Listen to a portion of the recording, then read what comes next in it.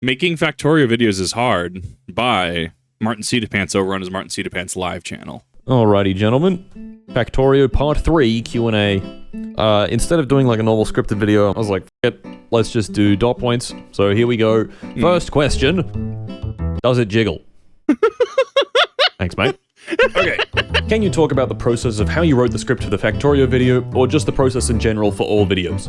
Yes, I can. So each video is a little different, and this one was quite different to normal given just how big it was. First of all, I had to play the game. Yeah. In total, this video is about 200 hours of gameplay recording. Not all of that was recorded. About 160 hours of footage exists, which is like a terabyte and a half on my hard drive. Yeah. So once that was finished in about February 2025, that's when I began post-production. The first, I had to review all of that footage. I didn't do it all in one go, but if we look on the script, so I didn't do all of the footage review in one go, but here's the script. This is the footage review section of the script, so it's... I actually really like that he dates us and bullet points us, actually. I kind of dig this. Like, clip, and then what we're doing in that clip.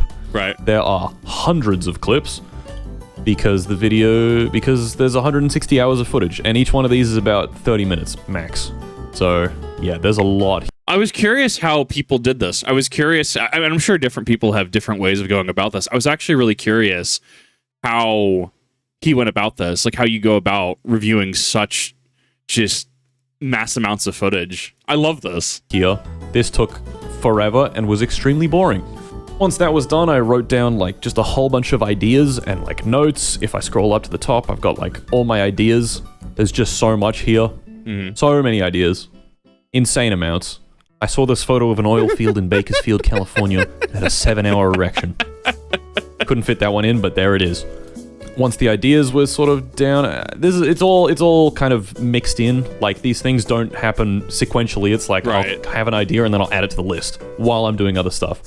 So then I had to write the actual script itself. This is the words that I spoke. If I highlight all of this real quick, it is about 7,000 words. I'd guess that this 700 is probably just repeated text and stuff that's not actually script, like these dot points. Sure. So writing the script is one of the harder parts of making a video, because when you make a video, or when you make anything really, there's an infinite number of ways that this could turn out, or infinite number of ways that this thing could be. And when you make it for real, it can only be one of them.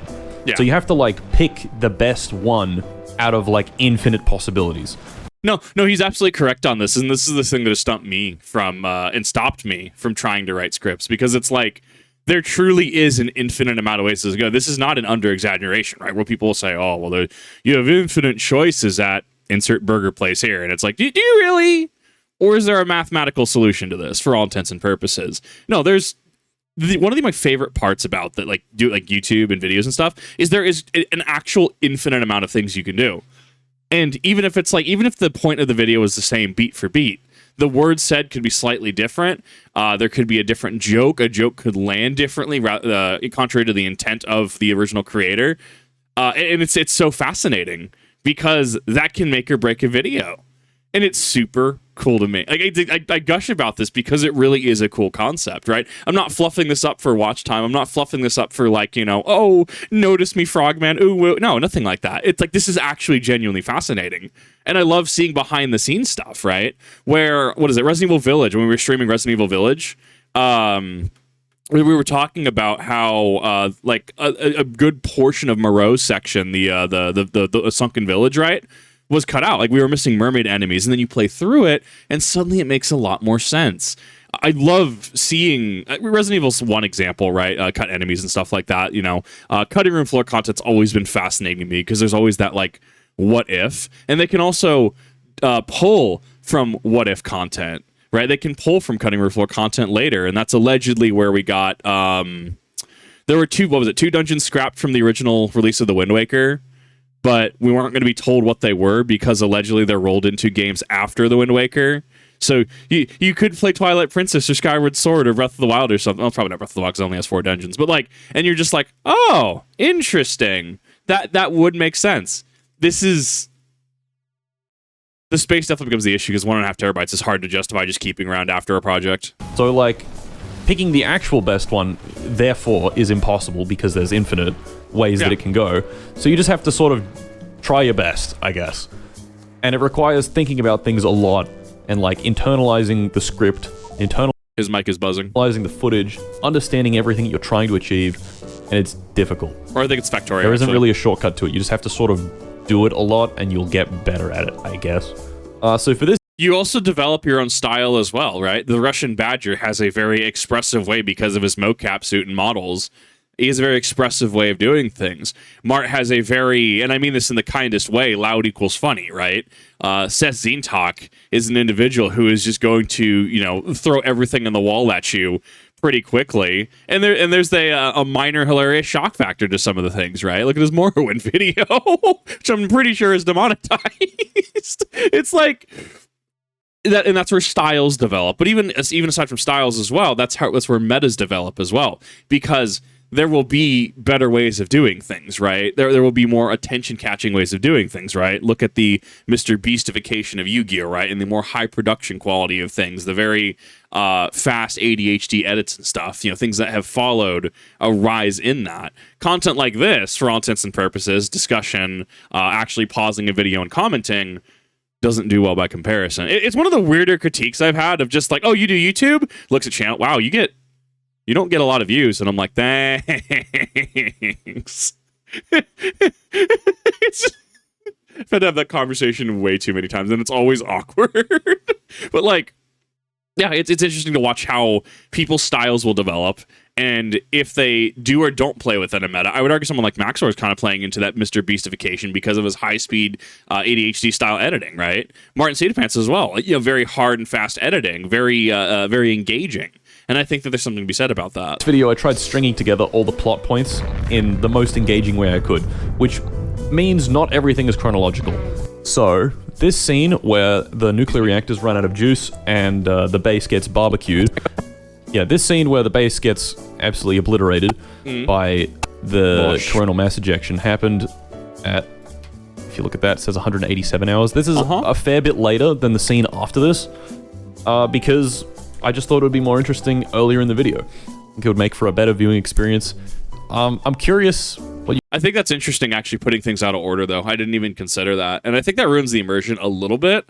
But I think you have to warp your perspective a little bit. And I mean that in a good way, where are you looking at this as a genuine time lapse, which I kind of went in, like, oh, this is a genuine time lapse, or are you looking at this as a general Factorio entertainment piece? And I think if you change, and that's like how the expectation can change, right? Talking earlier about how what you're talking about or a joke or whatever, it can not necessarily land as you expect with the audience. Someone like me goes in and goes, okay, this is a genuine Factorio time lapse with funny, loud memes. But having the chronomass ejection 187 hours in earlier in the video to push certain plot points, it's interesting. Not what I was expecting, but are we looking at this through the artist's interpretation, right? Artist's interpretation is a huge thing in art, right? What the curtains are blue to signify the reader, right? The curtains are blue because it signifies the writer's depressive state and signifies their bleak worldview, their wistful longing for a life beyond the walls of their room because of how the curtains drape, right? How they hang and how they move in the wind. Versus the artist, the writer, who could be like, No, I just wanted the curtains blue. I thought it was really cool. I thought it was a nice contrast. Well, I guess complementary aspect. It was nice and complementary to, like, you know, the actual night sky or whatever outside. Artist intent versus viewer reader person in taking the content's intent. It's fascinating to watch that work. What do you guys think? If this is like an acceptable thing to do? Like, I'm kind of not telling the story how it actually happened. Kind of all out of order, if you know what I mean. So then, once that was done, I could do the voiceover. I would typically just do like one section of voiceover, so if I look back in the script, we'll do like the intro. Then I'll edit the intro. Sure. That is this. I'll edit the intro. And a good day of editing for me is about 2 minutes, but that's like, I'll get like 2 minutes of footage done. Right. So I edited this video myself. As somebody who's edited, like, my entire, like, Warframe video that I did, the Rally experience, That was like, I think, a 4-hour edit in one sitting. And I'm not the best editor, okay? I have the editing skills of a wombat. I can do okay things. The video actually got some decent feedback, which was really cool. It's been hard justifying like the time, because nobody tells you this. Running a YouTube channel is a lot of work, especially if you're doing it solo, even at the smaller echelons, smaller tiers that I'm at. So just it really tests your time management skills. One of the biggest things that I can tell people if they're wanting to do this line of work, streaming, YouTube, etc., what are your time management skills? How are you going to deal with burnout? How are you going to deal with, spending 80 hours into an edit easily, right? Because Badger spends hundreds. Martin spends, I'm sure, dozens of hours, if not hundreds of hours into some edits, right? Clearly, this was back in February when it was done filming, right? That's a lot of time to take on it. What happens if the video flops? Is all that time wasted? You still get, and especially if you have staff, right? Staff or people you commission, they still got to get paid. Depending if you offer benefits or not, they still got to get benefits, right? Like you still, and just because a video flops, does that mean that you stop your production cycle? This is why I love videos like this, and I feel like this is going to be one of those that might be overlooked by him because it's not haha funny Mart, right? But these videos are important because it showcases a deeper level and deeper understanding of like how things work, how the inner mechanisms of both YouTube and creators actually function. Which was an interesting experience. I don't know really why I decided to do it, to be honest. I guess it's because it allows me to have more creative control over my own video, but it takes way longer and is much more painful. Like I have editors, they literally work in the room next to me, so like I could have just got them to do it, but I wanted control. I wanted full control. When you edit a video yourself, you understand everything about the video, and then I can change things better, I guess. That's the only way I can say it, to be honest. Okay, not a question. I just wanted to thank you for including pop-ups for the background music to let us know what it is. Yes, this. You are welcome. I do this. His expanding to planets, I actually had to trim out a segment because it got claimed, and the claim was upheld by whoever was claiming it. I'm sure he pays for the correct license, so I'm sure that his expanding to planets video is unaffected because it was unaffected on a reaction. For me, though, I don't even know what license that he had access to be able to use said music, but there was a claim. The claim was legally upheld by YouTube, so that's why that section might sound a little wonky. But no, I actually really did like the citation of these, and I like that a lot more YouTubers are moving to things like this because, well, yeah. Like, what's the detriment to Itozy, right? When he shows videos from, say, like CoffeeZilla or something, right? In his works, where it's like, he'll have it's not like full screen, but it's like, think like this. So it's a fraction of the screen with black borders, and then it showcases like his bars at the top. It showcases the citation on which channel it is. Sure, you can also redundancy checks. Make sure you link in the description as well. Absolutely, but it's like I like that we are more and more latching onto the idea, normalizing the idea of providing citations, even if it's not, APA Chicago, whatever, right? Like not actual hardcore research citations, but like, yeah, this is the soundtrack. It is very much appreciated. It's because I spend a lot of time researching the right music in my videos, and if people like it, then they should know what song it is so they can find it themselves. That's basically the thought. Doesn't take much effort, and yeah. It's simple. Yeah, not all of these songs you could use in your own video. A lot of these are licensed, so yes. Don't. Licensed through Epidemic Sound. Oh my god.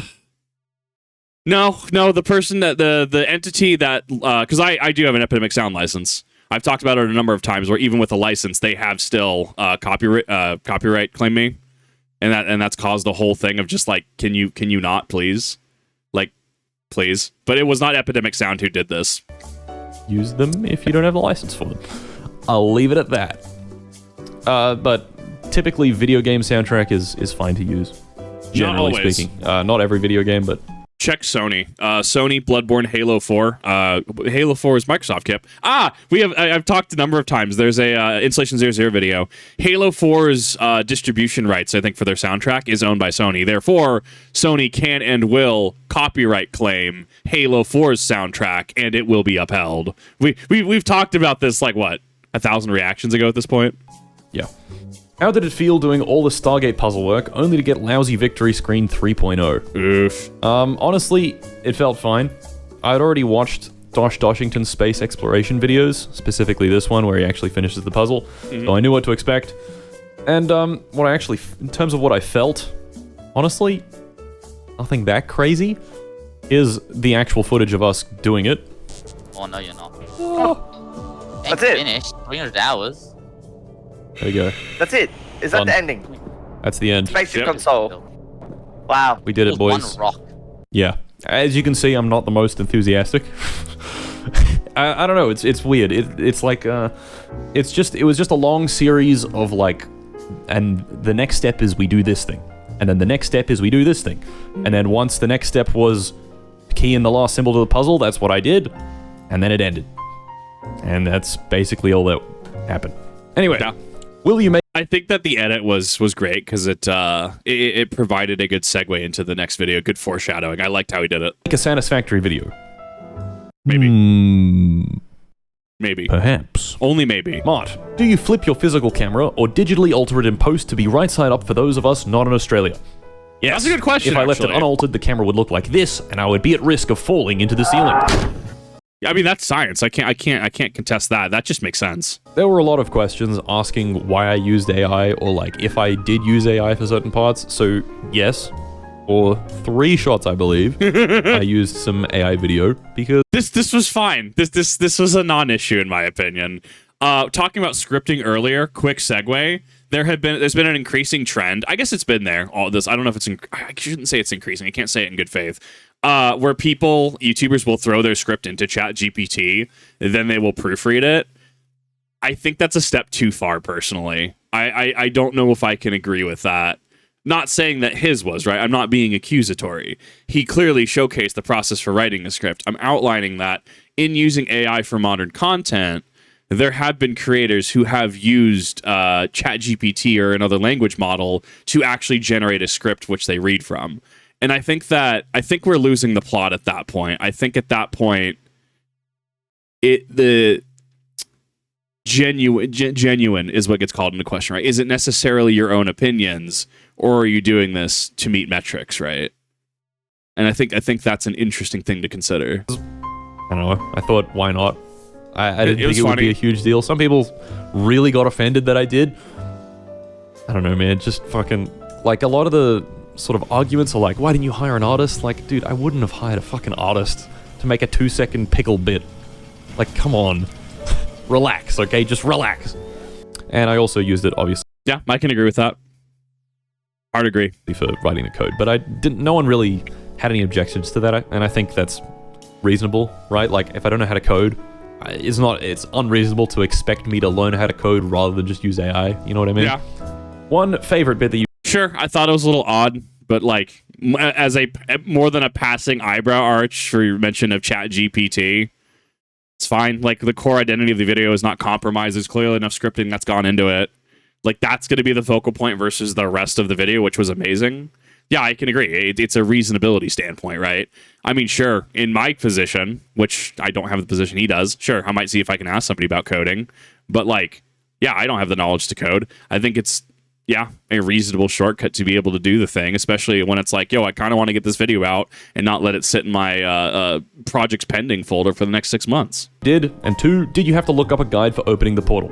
My favorite bit of the video is definitely this part where I send Tristan to his own little planet. That I was think funny. it just works really well. It's funny. It's just everything that I need it to be, you know? And like the whole build up to it is good. That is my favorite bit of the video. So then, did you have to look up a guide for opening the portal? Yes. Yeah. I watched a video. I watched this video by this guy Factorio. Is in the triangle with the up symbol now. And so we want to then figure out. Yes, this soft-spoken man taught me how to finish this. It gave me the general idea of how to solve it and the approach that he used. Of course, I still had to figure out a lot of the implementation myself, and I had to visit all the pyramids and make all my schizophrenic diagrams. Here they Sure. I think this becomes the argument of, do you have to reinvent the wheel? No, you don't have to reinvent the wheel. Clearly, we're here in this post-edit Q&A where we're referencing the guide that he used. And here's the thing. How many times have you watched a guide or watched something and not understood it, right? I was watching a video on, this is going to sound really boring, the Planck temperature. So how we have absolute zero, right, where particles stop moving, the coldest cold that you can get effectively. What's the hottest hot that you can get? And that's where we get into the Planck temperature. Dude, there were physics equations and things that we were throwing in there. That video, it was like a 20-minute physics presentation I was watching on YouTube. It was wild, right? I mean, we're talking about, oh God, there were I guess there's two forms of exponents. There's like, so you have your number, value, etc., and then you have your exponent, which is up high, but then you have a subscript exponent, which is like same slot but below it. And we had what was it, like vastly greater than or something? How you have your carets, like if you look at your comma and your period keys, how if you caps lock, you have the left and right carets, right? And that's used to signify, X is greater than Y. But we have like double, I think we might have triple, like there's different variations of that.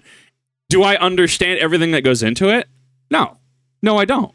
Looking up a guide is fine, reasonably, as long as you reference the guide, or as long as you try not to pass it off as, oh, well, I solved this myself. That's all anyone cares about. Because here's the thing, right? People don't care. And I mean that in a good way, right? People do not care as long as you're genuine. People do not care as long as you're legit. If you start passing off, well, I figured out what the Planck temperature was because I mathed this out in its entirety. Kip, what does lambda mean? What do you mean? What is lambda? Yeah, this is a core component of several of these equations. What does lambda mean? I can't answer that. I have no idea. But you see how that devalues my platform and position, where this is done not with an intent to deceive, but the intent for entertainment purposes and entertainment's sake. That's different. And obviously there is that weird like entertainment sake crossing over with disingenuity. That's a whole other can of worms. This is not what this is, though. Like, no one cares. At the end of the day, no one reasonably cares. It's fun to analyze it, though. My beautiful schizophrenic diagrams, yes. Basically, I don't know. Watch the video. It's complicated. I can't really explain it right now, but it's yeah. Took a lot of effort. Just doing the triangles and doing these takes a lot of effort because there's like 60 of them. 64 of these. So you have to it just takes forever. If I had to guess, I probably would have gotten stuck after sticking all the symbols together into this shape. I probably wouldn't have figured out that this is a pentacostodecahedron, and then even if I did, I would have been like, I don't know how this computes, to be honest. Maybe if I bashed my head against it for long enough, I would have figured it out, but I don't know. So hear me out. Here's your entertainment shortcut. We have a Martin clone, right? We have Smart Mart. TM. We have Smart Mart, who is the high-tech cyborg frog clone, right? Where we have his plushie, right? His plushie has a little bit like the cyborg eye, right? And it's like, yeah, you just have Smart Mart, and it's just like, and then I conferred with Smart Mart or something like that, and then it's just like, then he explains the thing, and he's cool, you could throw in a citation there or whatever, or like he goes through the process of explaining the thing, right? So even if it's like, okay, Funny Frogman doing big science thing doesn't necessarily make sense. Sure, there's shortcuts, there's entertainment liberties you could take in order to make it make sense. So why did I portray it like I figured it out on my own, like my brain is so large? I don't know, I think showing how one would figure it out is the easiest way to explain how it works in an engaging way. Makes sense. So like, think of the YouTuber 3 Blue 1 Brown. Let me pull him up real quick. This guy, his videos are often like how you would discover something, and I feel like that's a much better way of explaining a complicated concept. He does it really well. Does this make me somewhat disingenuous? Yes. Do I care? No. Cool. Yeah, simple as. Even if it's like, cool, self-admittance of disingenuity. Does he care? No. Like, it wasn't done, it's not done maliciously, right? Intent is a lot of this. Okay, next question. Have you tried the recent Factorio expansion? If so, how do you think it compares to space exploration? I've not. I haven't played it a single time. I'll be fucking 100. I really wish I have, but I didn't want to do anything that might, like, ruin the save file or anything. Right. I was just, like, petrified that I would do that. Yes. So I still haven't. I've still not played it to this day, which is kind of crazy. But, you know, How long was Tristan stuck on that planet, and did he ever escape on his own? We all know you put him there because you were worried he'd get to the true ending before you. Yep. Well, of course. So we sent Tristan away at around 195 hours. So 197, there you go. Okay. He hopped on Factorio a handful of times, probably totaling around 5 to 10 hours of playtime. And in that time, he built this. Yeah. The man became the factory. He did not escape his prison. Is space racism more enjoyable than normal racism? It is infinitely more enjoyable. How painful was it on a scale of 1 to 10 to complete this series? I know how much time it took, but even then, a numerical value would be nice. To be totally honest, like 8 or 9, it was pretty fucking painful, to be honest. I think playing the game itself is easy. It's an addictive game. You can just spend hundreds of hours on this game if you don't mean to. But the editing was torturous. It was just so long. And anytime I wanted to get a new clip, first reference the script. So let me have a look at the script real quick. Scroll up in the script, which is, real quick, 29,000 words. So we have to scroll up in the 29,000 word, I mean, not all it's actually a script. A lot of it's just like what actually happened. So we'll have to scroll up, be like, okay, January 31st, we did nuclear-powered spaceship. So then we go Jan 31. Oh, what timestamp was that?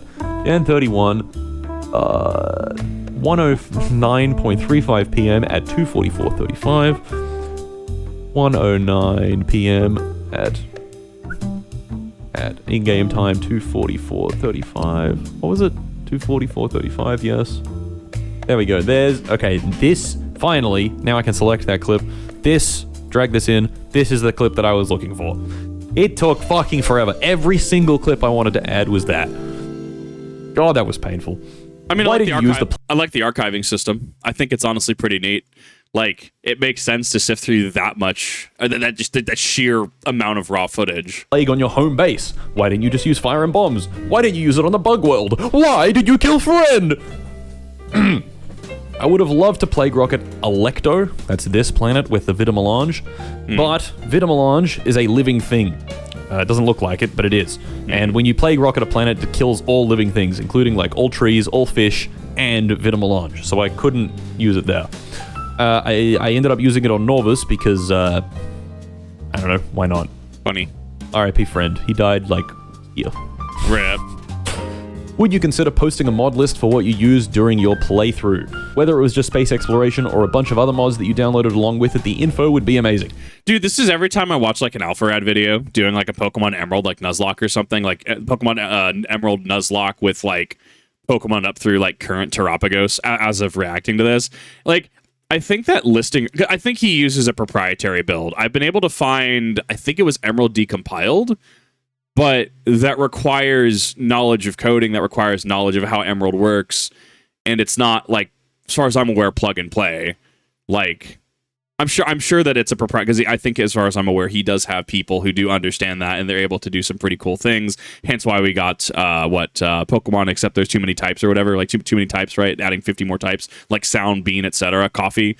So I think it's interesting to consider that people like see the thing and they want to engage with the thing, right? It's not dissimilar to watching Yu-Gi-Oh! Last night, right? I was watching Clash in the Coliseum, was watching Merrick versus Yugi, right? And it's like, yeah, cool. Makes you want to go on to a funny card site and makes you want to go buy, I don't know, maybe a couple Blue Eyes or buy, copies of Slifer or Winged Dragon or Raw, right? Like, people inherently will want to engage with something that they're watching and engaging in, right? Like, Pokemon has the anime, Pokemon has, plushies, etc., right? And it all leads into ecosystem that feeds into each other. So I view this as something not dissimilar to that.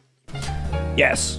So, first of all, to use it, you need to run Factorio in version 1.1.110. Then you go into Factorio, you go mods, install, and then just search martincitopants, Martincito. Nice. And you'll get a mod pack. This is the current one that I used. Martincitopants. That's so intuitive that Factorio has this. Stream mod pack 2022. And also, if you want to play the original saves mod pack, you can. And it even includes being able to water fill houses. So there you go. Can I borrow $20? Maybe. No, JewelCat7751, you cannot borrow $20, but you can get a tour of the factory. So here is Norvis, our home base. We've got our central area. with like these city blocks that I stole from Nilaus, who's a Factorio YouTuber. Pretty solid base, I'd say. Gets the job done. We have a lot of production facilities around the sides. These sorts of things. This green circuit facility that makes 1 billion green circuit. Look at this. Look at this. Look at all these inserters as well. Wow. This is one of the mods that we've got. It lets you configure the inserters to be crazy. What else do we have? And then if you zoom out, you can see the wall that we built back in the day. Obviously not very useful anymore. Now there's nothing alive on this entire planet. Anyway, that's Norvus. Then we go to Norvus Orbit.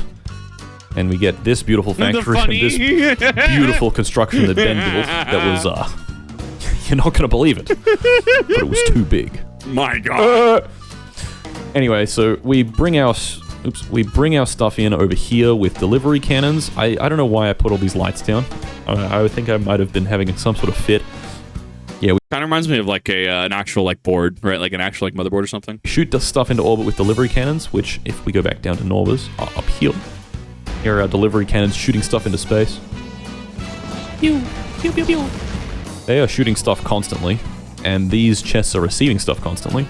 That's a bit outdated though. Now we have the space elevator, so we got trains that bring everything in. Here's our little space elevator. And these trains go fast. Okay, they go really fast. Zoom. They're stupid. They're extremely overpowered, but I don't care. So we bring our resources in there. We got our little bus. Takes our resources to where they're needed. And then for the most part, these designs are all based on bots because that's easy, and easy is fine. Here's our beautiful Arcosphere balancer at work. This I made myself. I didn't have to look up any guides for it, and That's wild. proud of that. Very proud. Okay, next up we got Seagull. Not much to report here. This place makes Cryonite. Very good. Then we have Agni, our volcanic planet that's got the little pyramid on it. It's makes Vulcanite. Not much to report here either. Ninlil, even less to report here. It makes holmium chloride. That's all it does. And then the byproducts we throw in the fucking creek. Throw your car batteries in the ocean. Creek. This is Silverhorn, our iridium planet. It makes iridium. Clearly we don't have demand for iridium right now because it's not moving. Oh yeah, and it's got a coal miner. Very cool. Then we've got Tristan's planet. Not much to show you here, to be honest. Then we've got Dionysus, the one that makes beryllium. We've got a bunch of mines connected with a cheeky little rail network. Then it takes the... What's this stuff called? Beryl?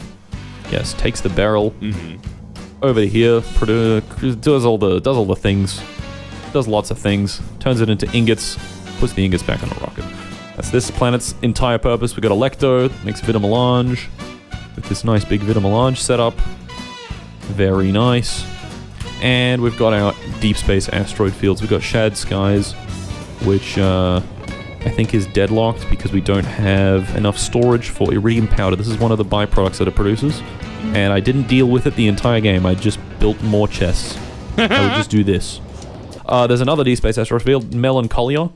I actually did go here, and this is where the bulk of our natrium comes from. From trains. There you go. Beautiful. And that's pretty much it. Actually, that's not pretty much it. We have some, what is it? Some dimensional anchors around different stars. This one has clearly been hit with a lot of asteroids over many hours. So that's, yep, that's there. Takes 60 gigawatts. Not cool. And of course, how could I forget Fonestra, the anomaly. We have our antimatter reactors around the side.